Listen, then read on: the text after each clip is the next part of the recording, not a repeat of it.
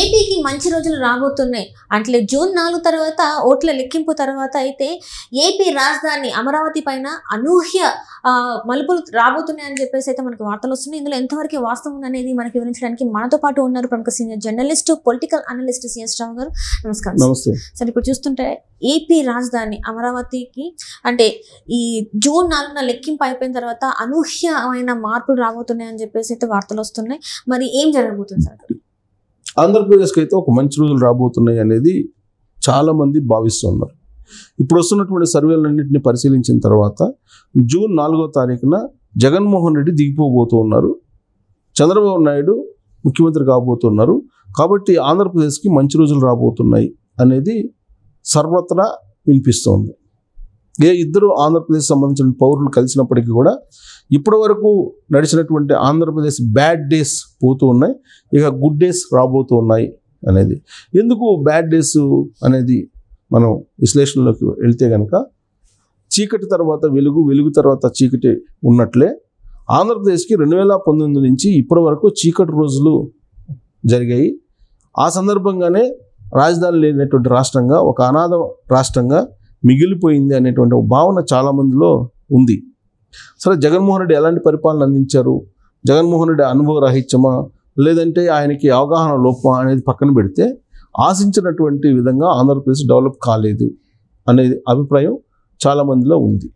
అయితే కొంతమంది ఏమంటున్నారు, వీర విధేయులు జగన్మోహన్ రెడ్డికి 12 లక్షల కోట్ల రూపాయలు అప్పు ఆంధ్రప్రదేశ్కి చాలా ఎక్కువ అంటున్నారు. పక్కనే ఉన్నటువంటి తమిళనాడు రాష్ట్రానికి 20 లక్షల కోట్లు ఉంది కదా, దానికన్నా మనం తక్కువే కదా అని చెప్పి అంటున్నారు. తమిళనాడు రాష్ట్రం యొక్క రెవెన్యూ, ఆంధ్రప్రదేశ్ రాష్ట్రం యొక్క రెవెన్యూ, తమిళనాడు రాష్ట్రంలో జరుగుతున్నటువంటి అభివృద్ధి, ఆంధ్రప్రదేశ్ రాష్ట్రంలో జరుగుతున్న అభివృద్ధిని కంపేర్ చేసి కనుక చూస్తే అప్పుడు ఆ వాదన చేసేటువంటి వాళ్ళకి క్లియర్గా అర్థమవుతుంది. తమిళనాడుకి ఒక రాజధాని ఉంది, అలాగే ఒక పట్టణం, చెన్నై పట్టణం అనేది ఒకటి ఉంది. అలాంటిది ఆంధ్రప్రదేశ్కి ఎక్కడుంది? లేదు కదా. తెలంగాణకి హైదరాబాద్ అనేది ఒకటి ఉంది, బట్ ఆంధ్రప్రదేశ్కి లేదు కదా. మహారాష్ట్రకి బొంబాయి లాంటి ఆర్థిక రాజధాని ఉంది, ఆంధ్రప్రదేశ్కి లేదు కదా. ప్రతి రాష్ట్రానికి ఒక క్యాపిటల్ అనేది ఉంది, ఇన్కమ్ జనరేట్ చేసేటువంటి క్యాపిటల్ అనేది ఒకటి ఉంది. కర్ణాటకకి బెంగళూరు ఉంది క్యాపిటల్, ఈ రెవెన్యూ జనరేట్ అవుతుంది. వాళ్ళ తెలంగాణలో హైదరాబాద్ లేకుండా ఉంటే తెలంగాణ పరిస్థితి ఏంటి? జీరో. హైదరాబాద్ లేనటువంటి తెలంగాణ ఏముండదు. సో కాబట్టి ఆంధ్రప్రదేశ్కి కూడా అలాంటి రాజధాని ఒకటి ఏర్పాటు అయ్యి ఉండేది చంద్రబాబు నాయుడు కనుక 2019లో గెలిచి ఉన్నట్టయితే అనేటువంటి భావన చాలామందిలో ఉంది.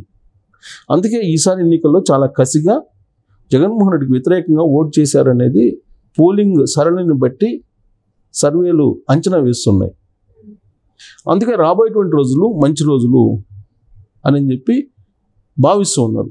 చంద్రబాబు నాయుడు అధికారంలో రాగానే ఫస్ట్ ఆయన అమరావతి డే 1 నుంచి అమరావతి నిర్మాణం అనేది స్టార్ట్ చేస్తారు. ఇప్పటికే సోషల్ మీడియాలో స్టార్ట్ అయినాయి. మొన్నటి వరకు అమరావతి రాజధాని నిర్మాణంలో బిజీగా ఉన్నటువంటి కంపెనీలన్నీ తమ సామాన్లని ఎత్తుకొని పోతూ ఉన్నటువంటి దృశ్యాలను మనం చూసాం. గత 2 రోజుల నుంచి తరలిపోతున్నటువంటి లారీలు, సామాన్లు మళ్ళా వెనక్కి వచ్చి అమరావతిలో నిర్మాణం కోసం సన్నద్ధం అవుతూ ఉన్నాయి అనేది సోషల్ మీడియాలో వైరల్ అవుతున్నటువంటి న్యూస్. అంటే చంద్రబాబు నాయుడు అధికారంలో రాగానే జూన్ 4 తర్వాత డే 1 నుంచి అమరావతి నిర్మాణం ప్రారంభం అవుతుంది. అది గ్రీన్ ఫీల్డ్ సిటీ అనేది కేటీఆర్ చెప్పాడు. అమరావతి అనేది అద్భుతమైన గ్రీన్ ఫీల్డ్ సిటీ రాజధాని అది, కాకపోతే అది కూలిపోయింది కాబట్టి మనం బాగున్నామని చెప్పాడు ఆయన. హైదరాబాద్కి పేరు రావడానికి కారణం అమరావతి కూలిపోవటం అని చెప్పి కేటీఆర్ చెప్పాడు, మాజీ మంత్రి. సో అంత అద్భుతమైనటువంటి ప్రాజెక్ట్ని లేకుండా చేశాడు జగన్మోహన్ రెడ్డి. ఇప్పుడు చంద్రబాబు నాయుడు వచ్చిన తర్వాత దాన్ని రీవర్క్ చేస్తారు. ఒకటి, కేంద్రంలో ఏర్పాటు చేసేటువంటి ప్రభుత్వం కనుక చంద్రబాబు నాయుడు మీద ఆధారపడి లేదా చంద్రబాబు నాయుడు అవసరంతో ఏర్పడితే అక్కడ ప్రభుత్వం ఒక మహర్దశ అమరావతికి రాబోతుంది. ఏంటి ఆ మహర్దశ అని అంటే, దేశ 2వ రాజధాని అనేది దక్షిణ భారతదేశంలో ఎక్కడో దగ్గర పెట్టాలి. ఎందుకంటే దక్షిణ భారతదేశం, ఉత్తర భారతదేశం అనే నినాదం ఇప్పుడిప్పుడే పెద్దదవుతుంది. కాబట్టి రాజధాని కనుక పెట్టకపోతే ఆ నినాదం పెద్దదైతే దేశ విభజనకు దారితీసేటువంటి పరిస్థితులు ఏర్పడతాయి. అందుకే దేశ రెండో రాజధాని అనేది దక్షిణ భారతదేశంలో ఏదో ఒక రాష్ట్రంలో పెట్టాలి అని అంటే ఇప్పటికే అభివృద్ధి చెందినటువంటి ప్రాంతాల్లో కాకుండా అభివృద్ధి చేయాల్సినటువంటి ప్రాంతాల్లో పెడితే బాగుంటుంది అనేది బీజేపీ వర్గాల్లో ఉంది, అలాగే ఎన్డీఏ వర్గాల్లో కూడా ఉంది. హైదరాబాద్ లాంటి దాన్ని దేశ రెండో రాజధానిగా ప్రకటించడం కంటే కూడా అమరావతి లాంటి దాన్ని దేశ రెండో రాజధానిగా ప్రకటిస్తే అక్కడ గ్రీన్ఫీల్డ్ సిటీ ఏర్పడుతుంది. ఆ గ్రీన్ఫీల్డ్ సిటీని దేశ అవసరాలకు అనుగుణంగా నిర్మించుకోవచ్చు. ఓపెన్గా ఉంది కాబట్టి దేశ రెండో రాజధానికి ఎలాంటి హంగులు కావాలో అలాంటి హంగుల్ని అమరావతిలో ఏర్పాటు చేసుకోవచ్చు అనేటువంటి ఒక భావన ఉంది. దాంతోపాటు కృష్ణా నది ఒడ్డునుంది, తాగునీటికి ఎలాంటి ఇబ్బంది ఉండదు ఎంతమంది జనాభా వచ్చినప్పుడు కూడా. ఎందుకంటే దేశ రెండో రాజధాని అంటే జనాభా భవిష్యత్తులో పెరుగుతుంది అనూహ్యంగా.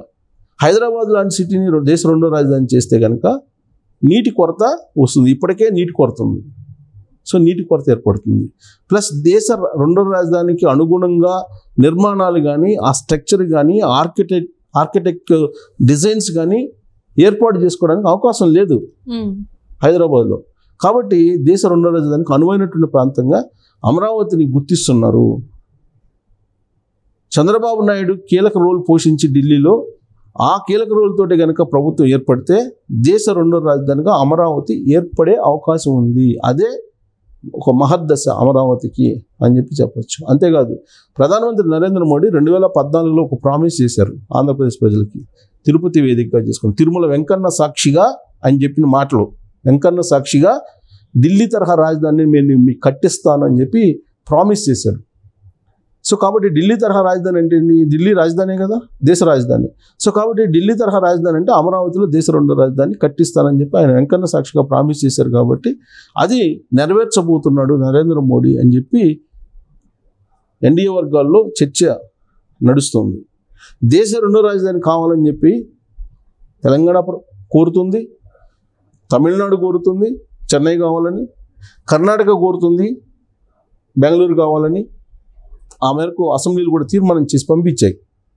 కానీ ఆడ బెంగళూరు కానీ లేదా చెన్నై కానీ లేదా హైదరాబాద్ కానీ ఇప్పటికే క్రౌడ్ అయింది, పబ్లిక్ ఎక్కువ ఉన్నారు, ప్రజలు ఎక్కువ ఉన్నారు. కాబట్టి ఇక్కడ ఈ ప్రాంతాల్లో దేశ రెండో రాజధానికి అనువు కాదు అని ఎన్డీఏ వర్గాలు భావిస్తూ అమరావతి వైపు చూస్తూ ఉన్నాయి. ప్లస్ దలైలామా ఒక పెద్ద ఫండింగ్ కూడా ఇస్తారని చెప్పేసి నరేంద్ర మోడీకి ఒకనొక సందర్భంలో చెప్పారని కూడా బీజేపీ వర్గాల్లో వినిపిస్తుంది. సో ప్రపంచవ్యాప్తంగా దలైలామాకు ఉన్నటువంటి పేరు, బౌద్ధులకు సంబంధించిన ప్రాంతంగా అమరావతిని గుర్తిస్తూ ఉంటారు. అమరావతికి ఒక చరిత్ర ఉంది. కాబట్టి దేశ రెండో రాజధాని అమరావతి కాబోతుంది, మహద్దశ అమరావతిగా రాబోతుంది. కేంద్రంలో ఇప్పుడున్నటువంటి సర్వేల ప్రకారం చంద్రబాబు నాయుడు కీ రోల్ పోషించేటువంటి ప్రభుత్వం అక్కడ ఏర్పడబోతుందని చెప్పి ఇప్పుడు టాక్ ఉంది. కాబట్టి అమరావతికి మహర్దశ రాబోతుంది, దేశ రెండో రాజధానిగా అమరావతి మారబోతుంది అనేది ఎన్డీఏ వర్గాల్లో ఢిల్లీ వర్గాల్లో చాలా విశ్వసనీయంగా బలంగా వినిపిస్తున్నటువంటి సమాచారం. సో అది సమీప భవిష్యత్తులోనే ఇది సాకారం కాబోతుంది, నిజం కాబోతుంది అని చెప్పి మనం ఖచ్చితంగా చెప్పొచ్చు. Right sir, right. Thank you so much sir.